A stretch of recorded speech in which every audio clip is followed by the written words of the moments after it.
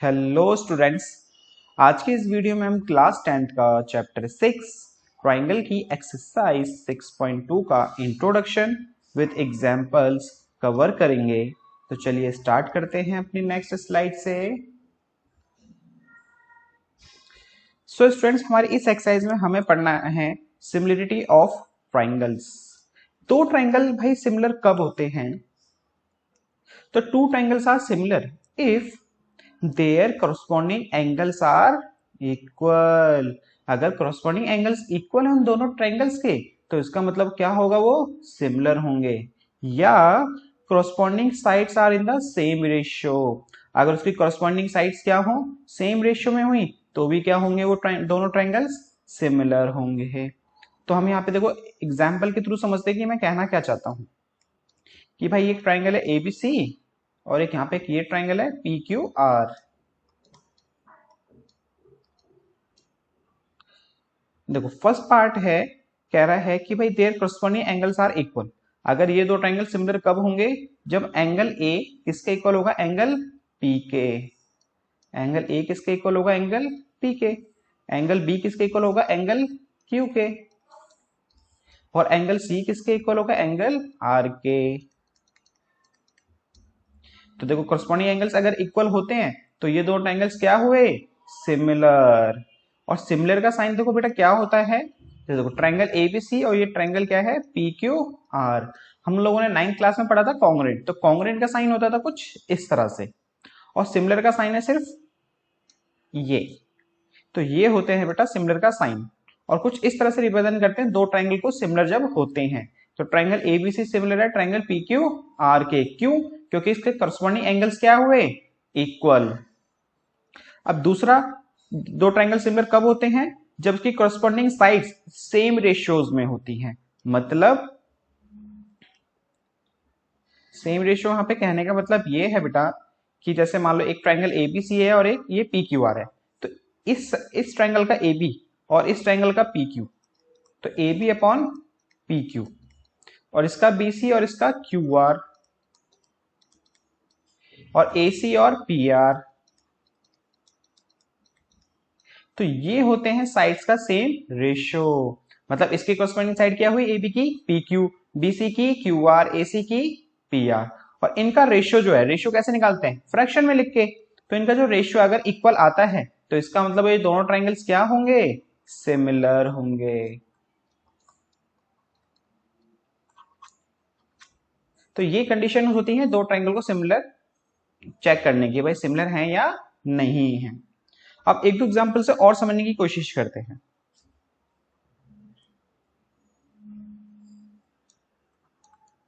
ए B सी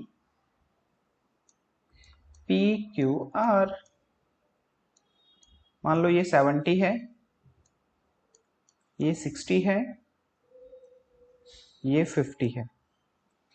यहाँ पे ये 50 है, ये 60 है, ये 70 है।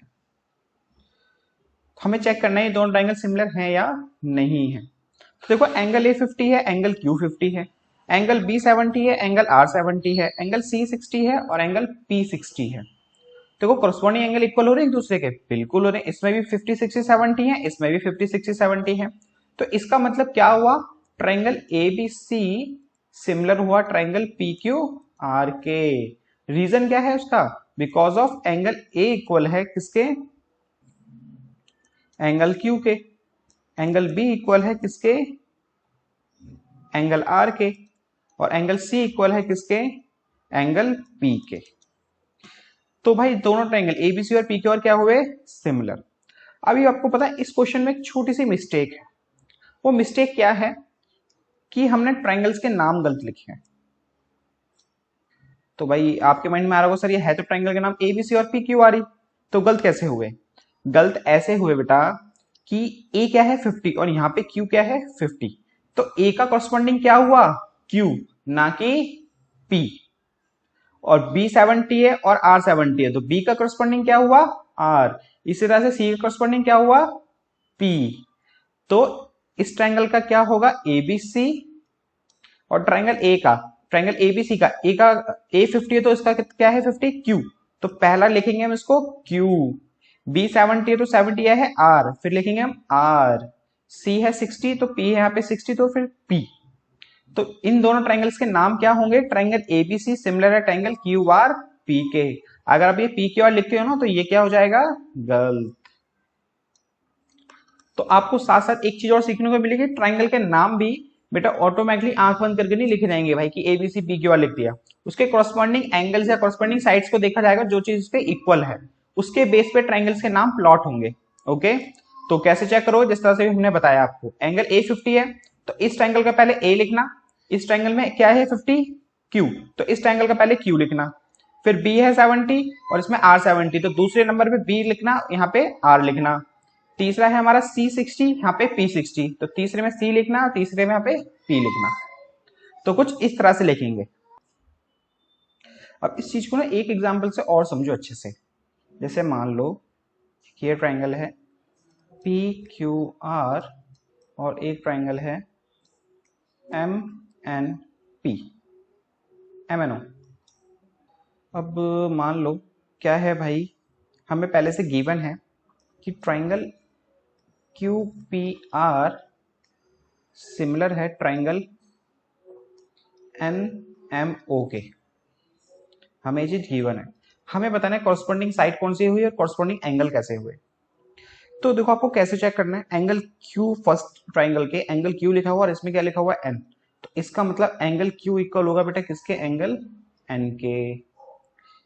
सेकंड पे पी लिखा है और यहाँ पे एम लिखा है तो इसका मतलब पी इक्वल होगा किसके? एंगल एम के। यहाँ पे आर लिखा है और यहाँ पे ओ लिखा है तो इसका मतलब आर इक्वल होगा ओ के। तो कुछ इस तरह से आप चेक कर सकते हो एंगल्स को। अब साइड कैसे चेक करोगे, कौन सी कॉरस्पॉन्डिंग है? देखो पहला साइड क्या लिखी हुई है? क्यूपी, और यहाँ पे पहली साइड लिखी हुई है एनएम, तो क्यूपी जो है एनएम के कॉरस्पॉन्डिंग है, तो क्यूपी अपॉन एनएम। और दूसरी है पी आर और यहाँ पे है एमओ, तो भाई पी आर अपॉन एमओ। अब इसकी first and last Q R और इसकी फर्स्ट एंड लास्ट एनओ, तो ये तीन साइड्स क्या होंगे बेटा? कॉरस्पॉन्डिंग। तो कुछ दो ट्राइंगल को आपको गिवन है कि भाई ये दो ट्राइंगल सिमिलर है, तो बताओ कॉरस्पॉन्डिंग साइड कौन सी हुई, कॉरस्पॉन्डिंग एंगल कौन से हुए। 1 मार्कर क्वेश्चन आता है, तो आपको कुछ इस तरह से चेक करना है कि भाई क्या कॉरस्पॉन्डिंग साइड्स हैं और क्या कॉरस्पॉन्डिंग एंगल्स हैं।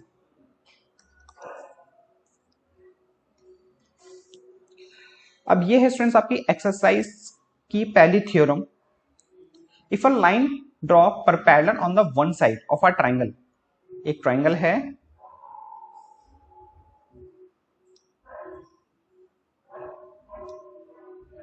एक पैरेलल लाइन ड्रॉ होती है किसी भी एक साइड्स पे and other another two sides in distinct points.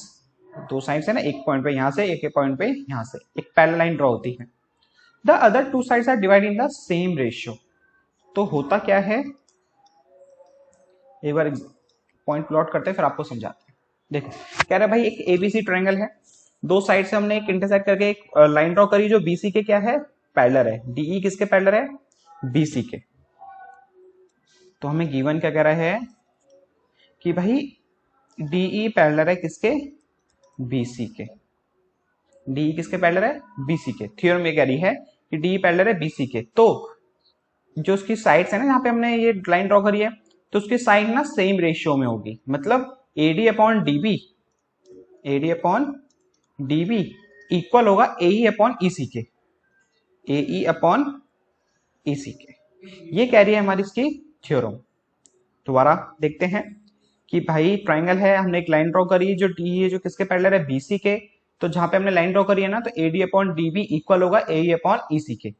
ये हमारी थ्योरम कहना चाहती है। अब इसको हम करते हैं प्रूफ, और ये इंपॉर्टेंट क्वेश्चन है, पेपर में जरूर आइए बेटा। तो हमें गिवन हो गया यहाँ पे डी पैरेलल है बीसी के, और प्रूफ करना है हमें क्या? ये चीज एडी अपॉन डीबी एई अपॉन ईसी के इक्वल है। ये थ्योरम तो कह रही है कि ऐसा होता है, लेकिन अब इसका प्रूफ भी तो हमें शो करके दिखाना पड़ेगा ना।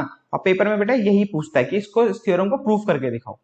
अब देखो इसका एक अलग नाम भी है, वो है बीपीटी थ्योरम्स। बीपीटी, इस पूरी थ्योरम को एक शॉर्ट फॉर्म में भी बोला जाता है बीपीटी, बेसिक प्रोपोर्शनलिटी थ्योरम, और इसका एक और नाम है थेल्स थ्योरम।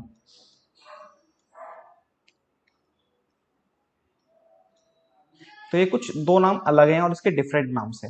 एक तो स्टेटमेंट पूरी ये हो गई, एक बोलते हैं इसको शॉर्ट फॉर्म में बीपीटी, बेसिक प्रोपोर्शनलिटी थ्योरम, और दूसरी है थेल्स थ्योरम। सो अब बेटा करते हैं इसके थ्योरम्स को प्रूफ। तो देखो सबसे पहले हमें क्या करना पड़ेगा कि डी एम एक हमने लाइन ड्रॉ करी जो ए पे परपेंडिकुलर है, डी एम, और इसी तरह से ई से हमने ड्रॉ करी ई एन जो ए डी पे परपेंडिकुलर है। एक डीएम पर एक लाइन ड्रॉ करी जो डीएम जो है परपेंडिकुलर किस पे, एई पे, और एक ई एन लाइन ड्रॉ करी जो किस पे परपेंडिकुलर है, ए डी पे। ए डी बोलो या ए बी बोलो, बात एक ही है ना, क्योंकि वो एक ही लाइन का पार्ट है। तो जो हमने यहाँ पे ड्रॉ करा है उसको हमें यहाँ पे लिखना पड़ेगा कि भाई हमने कंस्ट्रक्शन करी है। तो हमने क्या कंस्ट्रक्ट करा है, ई एन परपेंडिकुलर टू किस पे, ए बी पे, और डी एम परपेंडिकुलर ड्रॉ करा हमने किस पे, ए सी पे। और बेटा हम डी को क्या कर रहे हैं, सी से ज्वाइन, और बी को ज्वाइन कर रहे हैं हम किससे, ई से। ठीक है, अब देखो हम ट्रायंगल ले रहे हैं A D E, in triangle A D E. जो हमारा ट्रायंगल ए डी ई है हम इसका एरिया निकालते हैं। Area of triangle A D E क्या होता है बेटा, एरिया ऑफ ट्रायंगल निकालने का, half into base into height. तो भाई area of triangle A D E क्या हो गया। अब देखो इसमें दो चीजें हैं, हमारे पास दो हाइट है ना, तो हम इसको दो तरीके से निकाल सकते हैं। तो अगर हम डीएम की हाइट लेंगे तो बेस क्या हो जाएगा, एई। अगर हम ई एन हाइट लेंगे तो बेस क्या हो जाएगा, एडी, है ना। तो अभी हम मान लो हम इसको एरिया निकालते हैं इसका हाइट डीएम लेके, तो हाफ ऑफ बेस, डीएम हम हाइट लेंगे तो बेस हो जाएगा बेटा इसका क्या, एई।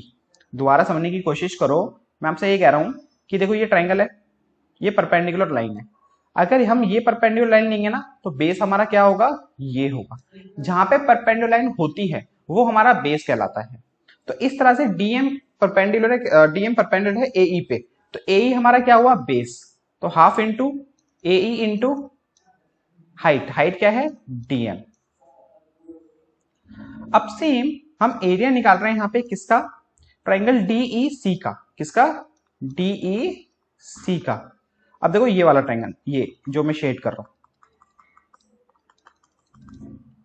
अब इस ट्रायंगल के लिए देखो सेम फॉर्मूला, ट्रायंगल है तो half into base into height.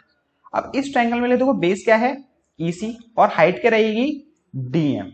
अब आपके माइंड में डाउट आएगा सर ये डीएम तो कहां है और डीईसी ट्रायंगल कहां है। तो एक नॉर्मल से एक बात सोचो, अब ये दो लाइन को भूल जाओ, ये एक्चुअल में ट्रायंगल कुछ इस तरह से है कि नहीं, और ये बीच में कैसे लाइन जा रही है, हम इस ट्रायंगल की बात कर रहे हैं। तो और परपेंडिकुलर लाइन कुछ यहां पर है।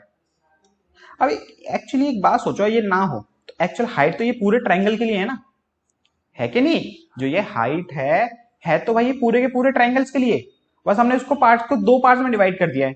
तो इस पर कंफ्यूजन होने की जरूरत नहीं है। ये जो हाइट रहेगी ना तो पूरे ट्रायंगल के लिए रहती है, चाहे आप इतना सा पार्ट ले लो, चाहे इतना पार्ट ले लो, या पूरा ट्रायंगल ले लो। ओके, तो इस ट्रायंगल के लिए भी हाइट क्या रहेगी, डीईसी के लिए भी हाइट क्या रहेगी, डीएम। तो हाफ इंटू, और देखो डीएम किस लाइन पे आ रहा है, एसी पे, और सिर्फ इस ट्रायंगल की बात हो रही है तो उसका बेस हुआ ईसी। तो ईसी इंटू में हाइट, हाइट क्या है, डीएम। अब इसको मान लो फर्स्ट इक्वेशन, इसको मान लो सेकंड इक्वेशन, डिवाइड कर दो, divide first and second equation. अगर हम दो ट्रायंगल्स को डिवाइड करते तो क्या मिलेगा हमें, area of triangle ADE upon में एरिया ऑफ ट्रायंगल डीईसी किसके इक्वल होगा, ये देखो इस ट्रायंगल को और इस ट्रायंगल को डिवाइड करेंगे तो हाफ से हाफ क्या हो जाएगा बेटा, कैंसिल। डीएम से डीएम क्या हो जाएगा, कैंसिल। तो बचेगा क्या, सिर्फ एई अपॉन ईसी। समझ रहे हो, देखो ना एडी और डीसी को डिवाइड करेंगे तो 1/2 से 1/2 कैंसिल। देखो कुछ इस तरह से होगा ये डिवाइड करने पे, तो 1/2 से 1/2 कैंसिल, डीएम से डीएम कैंसिल, तो बचेगा क्या, एई अपॉन ईसी। तो यहां पे हम सीधा लिखते हैं क्या, एई अपॉन ईसी।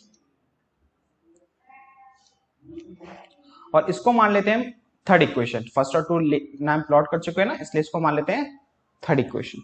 अब सेम प्रोसेस हमें करना है बेस लेके एडी और हाइट लेके ई एन, और ट्रायंगल इस और नीचे वाले ट्रायंगल में क्या होगा हमारा बी डी ई। तो एरिया ऑफ ट्रायंगल एडीई, और इस सिचुएशन हम बेस क्या ले रहे हैं यहाँ पे एडी, तो एडी बेस लिया तो हाइट क्या होगी बेटा ई एन। अब नीचे वाला ट्रायंगल ले रहे हैं यहाँ पे बी डी ई, ये वाला ट्रायंगल, ये बी डी ई, तो हाफ ऑफ, अब देखो इस ट्रायंगल की हाइट क्या रहेगी ई एन ही रहेगी, और बेस क्या होगा बी डी, तो बी डी इंटू में E N.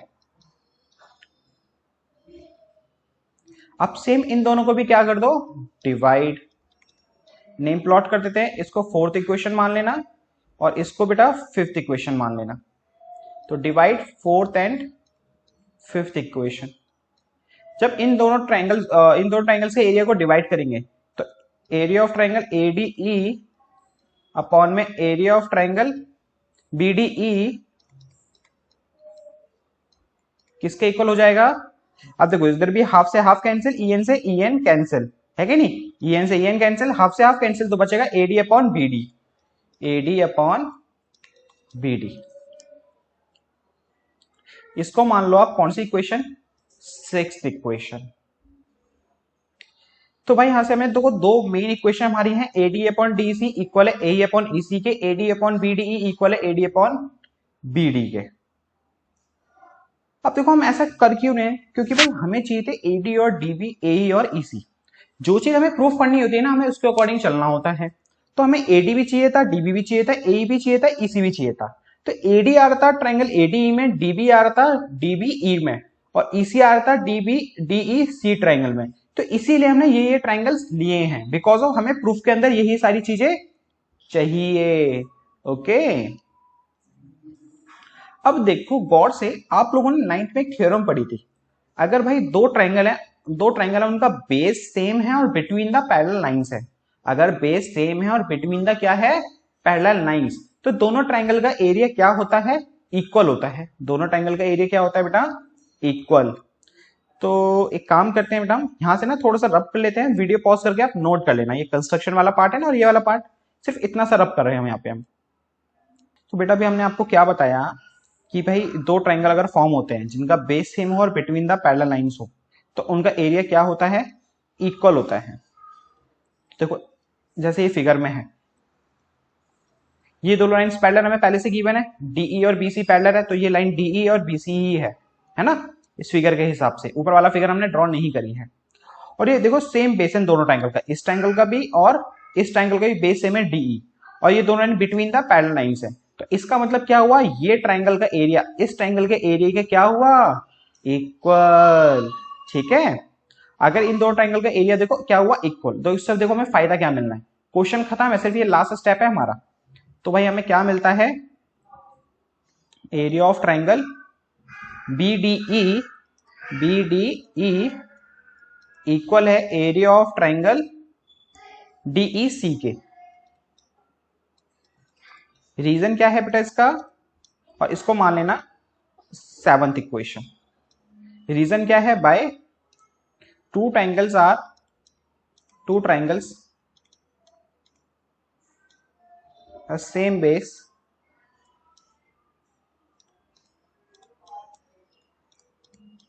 between the parallel lines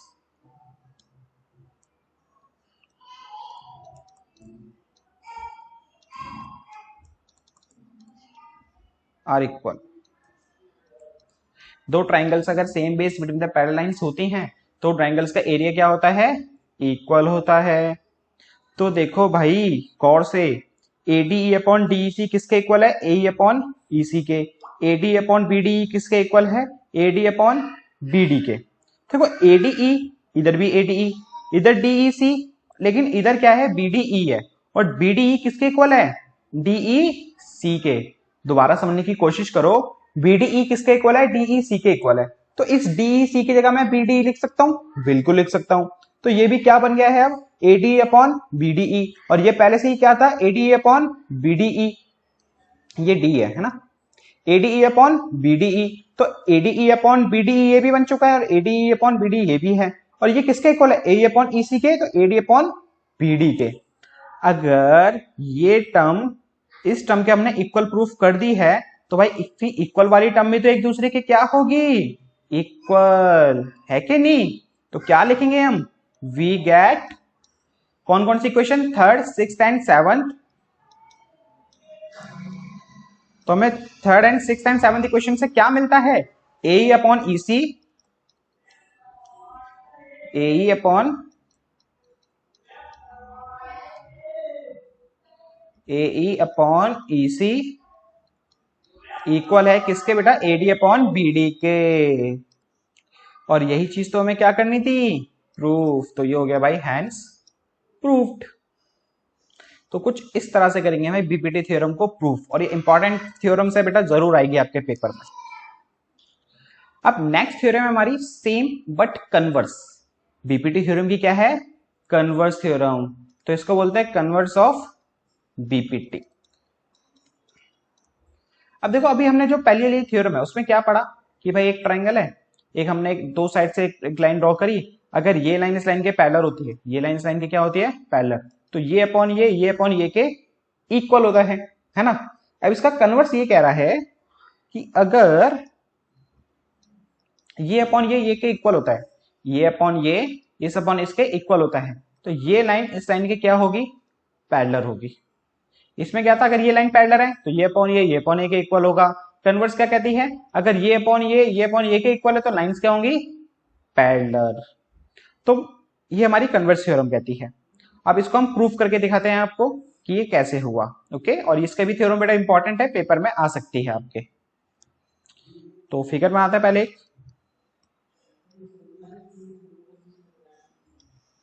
triangle A B सी। देखो ये एक बार पढ़ भी लेते हैं। If a line divide two side of a triangle in the same ratio, एक लाइन है और जो लाइन है ना ट्राइंगल्स की साइड्स को ना सेम रेशियो में डिवाइड करती है, then line is parallel to the third side. तो कह रहा है देन ये जो लाइंस है ना थर्ड साइड की क्या होगी, पैरेलल होगी। तो भाई हमें गिवन हो गया यहाँ पे क्या, एडी अपॉन डीबी इक्वल है किसके, ए अपॉन ईसी के। और हमें प्रूफ क्या करना है यहाँ पे, डीई पैरेलल है किसके, बीसी के। तो भाई यहाँ पे प्रूफ करना है डीई पैरेलल, सो भाई हमें यहाँ प्रूफ करना है डीई पैरेलल है बीसी के। तो देखो कैसे करेंगे भाई इसको, एज्यूम करते हैं, एज्यूम एक डीई डैश लाइन ड्रॉ करते हैं, DE dash, assume DE dash parallel है किसके, बीसी के। हमने अपनी तरफ से एज्यूम कर लिया है। देखो हमें प्रूफ करना है डी पैरेलल है बीसी के, लेकिन अभी हम अपनी तरफ से प्रूफ करते हैं, एज्यूम कर लेते हैं कि डी डैश पैरेलल है किसके, बीसी के। ओके, अब इस क्वेश्चन को पता हम किस तरह से करने की कोशिश कर रहे हैं, याद है हमने फर्स्ट चैप्टर करा था, √2 को प्रूफ करना, √3 को रैशनल नंबर। तो हमसे क्या एज्यूम कर लेते थे, वो एक रैशनल नंबर है, फिर बाद में हमें उसको गलत करके क्या कर देते थे, उसको इरेशनल प्रूफ कर देते थे। यहाँ भी हम वही चीज करेंगे, एज्यूम कर लेंगे डी डैश पैरेलल है बीसी के, और इस चीज को गलत प्रूफ कर देंगे तो डी किसके पैरेलल हो जाएगा, बीसी के।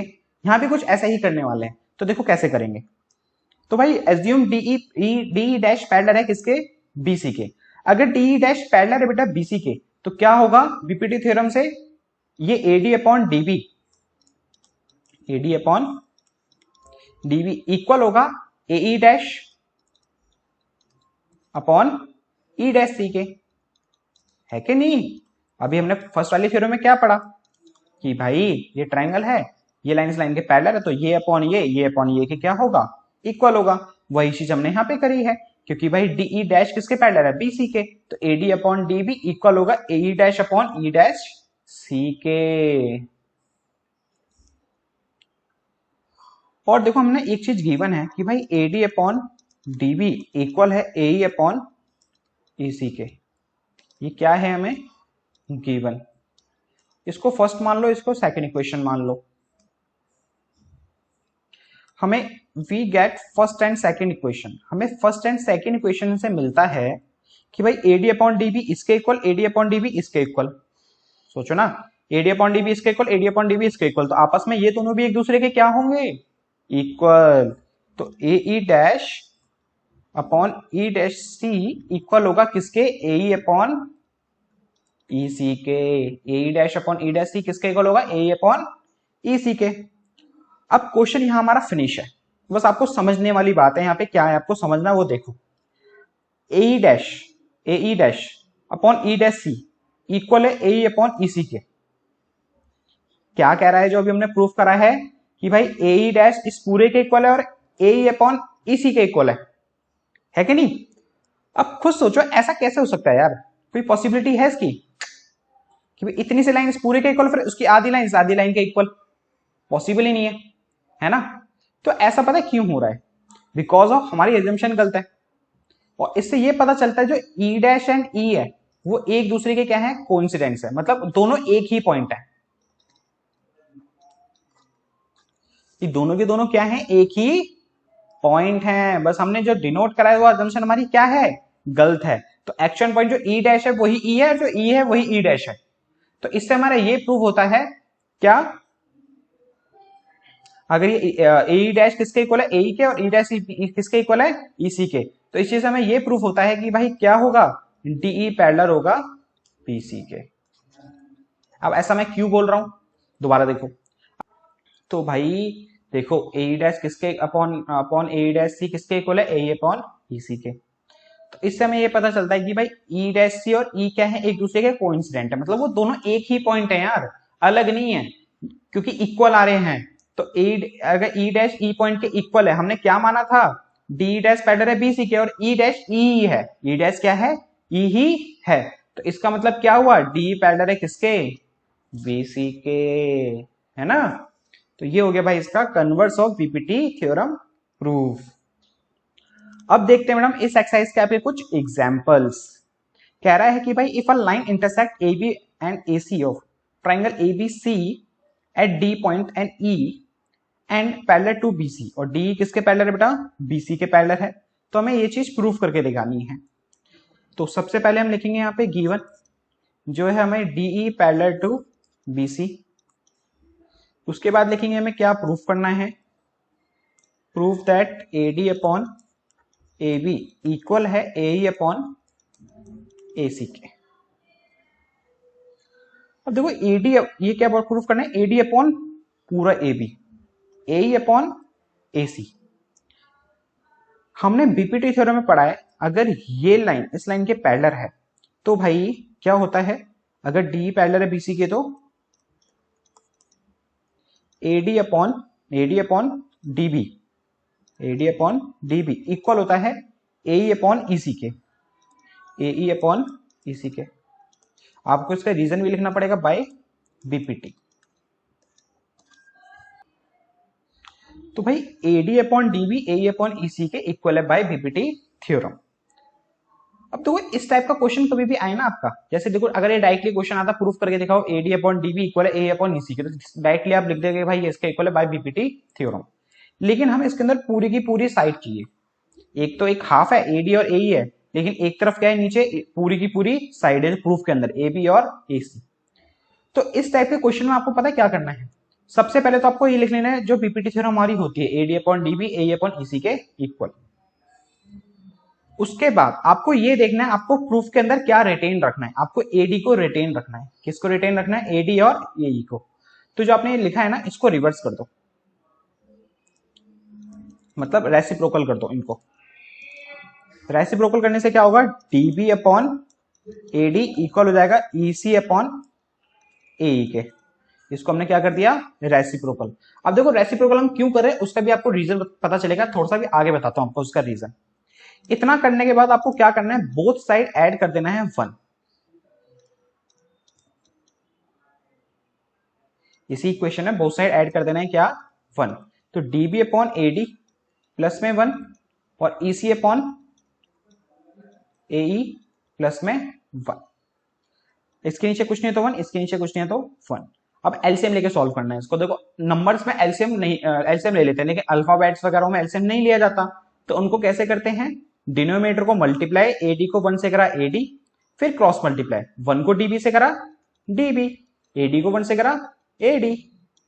इसी तरह से ए को 1 से करा एई, फिर क्रॉस मल्टीप्लाई, 1 को ईसी से AE को 1 से। अब गौर से देखो DB plus AD, DB plus AD मिलके क्या बना रहा है? AB, है कि नहीं? इसी तरह से EC plus AE, EC plus AE मिलके क्या बना रहा है? AC upon AE। अगर देखो, अगर हम सीधा सीधा प्लस करते इसी के अंदर, बोथ साइड, इस वाले में ही बोथ साइड +1 कर देते, तो AD ना रिमूव हो जाता, क्योंकि देखो DB प्लस ऊपर में जाता, जैसे इसमें आया है, इसमें AD आया, लेकिन इसमें DB प्लस में जाता तो नीचे DB बचता। लेकिन हमें DB तो प्रूफ में चाहिए ही नहीं, हमें तो AD चाहिए था, इसलिए हमने इसको रेसिप्रोकल करा। अब देखो हमारा क्या प्रूफ हो गया भाई? AB अपॉन AD इक्वल है AC अपॉन AE के, लेकिन हमें इसका रेसिप्रोकल चाहिए, AD अपॉन AB और AE अपॉन AC। तो इसको भी क्या कर दो? रेसिप्रोकल। तो ए आ गया AD upon AB equal to AE upon AC, hence proved. तो इससे हमें एक चीज समझ आती है, कभी भी आपको ऐसा क्वेश्चन आता है जिसमें आपको पूरी की पूरी साइड चाहिए, तो उसमें आप क्या करोगे? बीपीटी थ्योरम लगा के बोथ साइड 1 ऐड करोगे।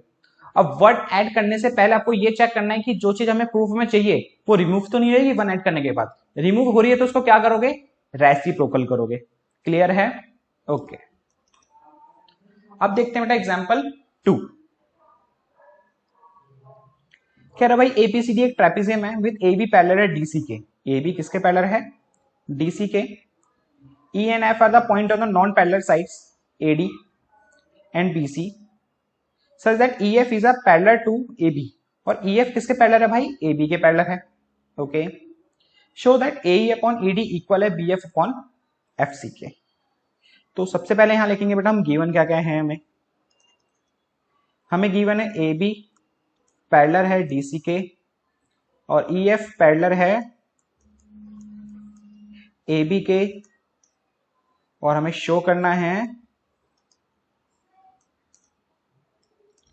AE अपॉन ED इक्वल है BF अपॉन FC के। तो भाई AE क्या है? AE ये रहा, ED क्या है? ये रहा, BF ये रहा, FC ये रहा। तो भाई इसके अंदर हमें करनी पड़ेगी एक कंस्ट्रक्शन कुछ इस तरह से, और यहाँ पे जो पॉइंट कट कर रहा है ना, इसको मान लेते हैं हम क्या? G point. तो यहां लिख देते हैं कंस्ट्रक्ट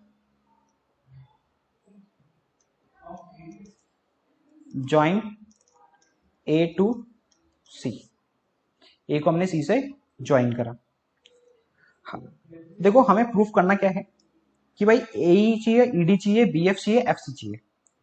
अभी आपको ट्राइंगल दिख रहा है? बिल्कुल। ये जो GF है पैरेलल है किसके? AB के। पता है क्यों? EF किसके पैरेलल है? AB के पैरेलल है। हमें गिवन है EF पैरेलल है किसके? AB के। अगर देखो ये पूरी पूरी लाइंस इक्वल होती है ना, तो उसकी भाई हाफ लाइन भी क्या होगी? पैरेलल होगी। ऑब्वियस सी बात है, ये दो लाइन पैरेलल है, मैं इसको आधी लाइन को मिटा दूं, इतनी सी लाइन बची, तो अभी भी बेटा ये इसके पैरेलल ही रहेगी। ठीक है? तो EF पैरेलल है AB के, तो GF पैरेलल होगा किसके? AB के। और ये इसके पैरेलल है, तो भाई ये अपॉन ये अपॉन ये के इक्वल। इसी तरह से ये इसके पैरेलल है, तो ये अपॉन ये अपॉन ये के इक्वल। और बीच वाला क्या हो जाएगा? दोनों इक्वेशंस में कॉमन, जिससे ये के इक्वल। ठीक है? अब इस चीज को अगर आपको समझ नहीं आया तो करके दिखाता हूं आपको, और अच्छे से समझ आ जाएगा कि भाई in triangle ABC, triangle ABC में बेटा EF किसके पैरेलल है?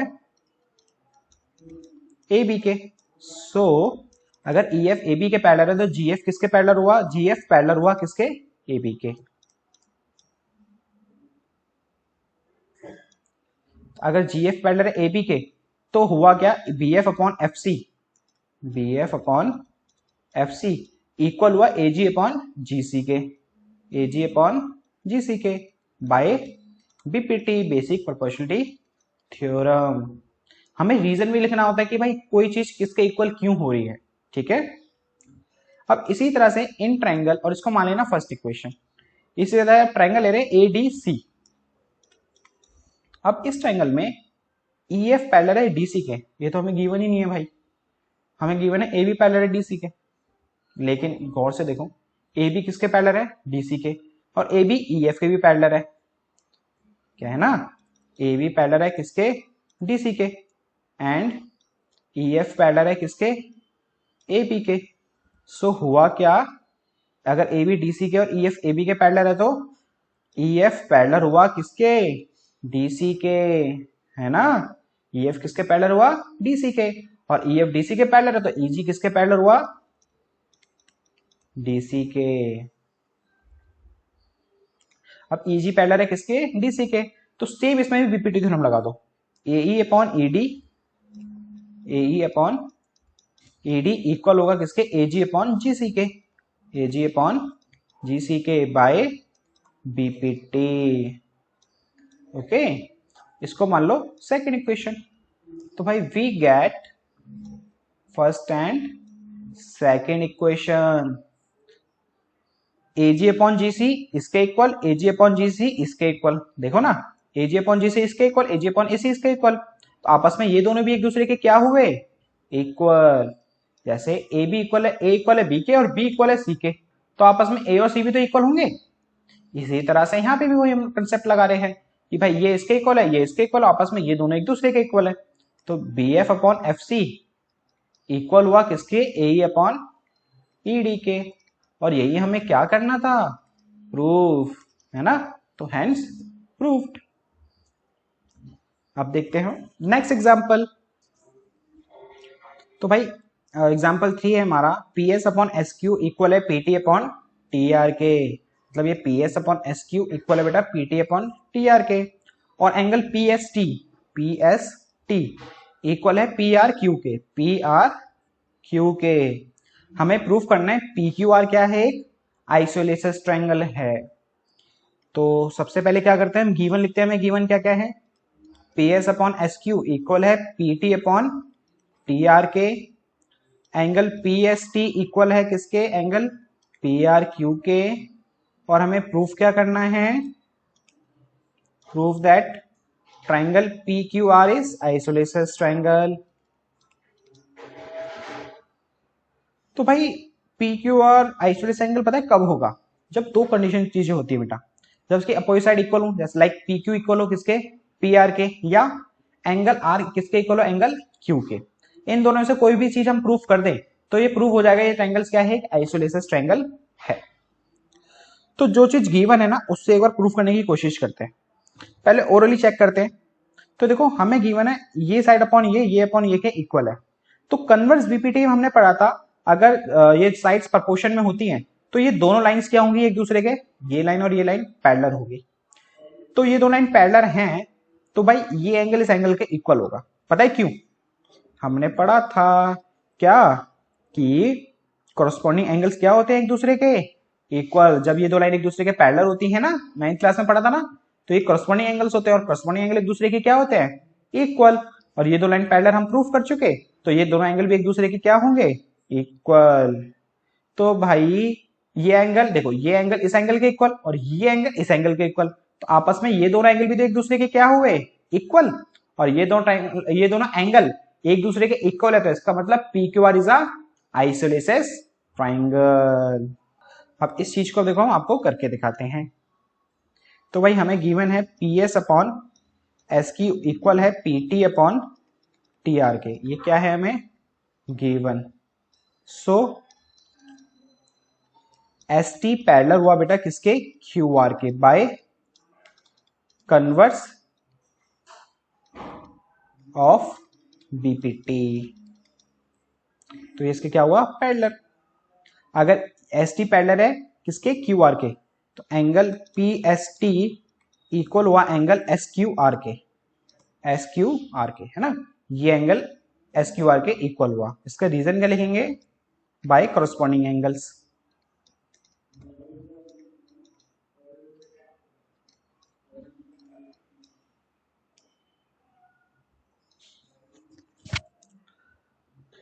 और इसको मान लो फर्स्ट इक्वेशन। और देखो हमें गिवन था कि भाई पी एस टी इक्वल है पी आर क्यू के, बाय गिवन। इसको मान लो सेकंड इक्वेशन। तो हमें we get first and second equation से क्या मिलता है, देखो P S T S Q R के इक्वल, पी एस टी यहाँ पे पी आर क्यू के इक्वल, तो एस क्यू आर इक्वल हुआ किसके, पी आर क्यू के। और ये दोनों एंगल हमने क्या प्रूफ कर दिए, एक दूसरे के इक्वल। अगर ये दोनों एक दूसरे के इक्वल हैं तो triangle P Q R is a isosceles triangle. Reason क्या लिखोगे बेटा, opposite angles are equal. Opposite angles equal है इसीलिए ट्राइंगल क्या हुआ, एक आइसोसेलेस ट्राइंगल हुआ, हैंस प्रूफ्ड। तो ये हो गया स्टूडेंट्स आपका इस एक्सरसाइज का इंट्रोडक्शन विद एग्जांपल, और वो भी मोस्ट इंपॉर्टेंट इंट्रोडक्शन है ये। तो अब आपसे मिलते हैं नेक्स्ट वीडियो में, वहां करेंगे हम इस एक्सरसाइज के क्वेश्चंस।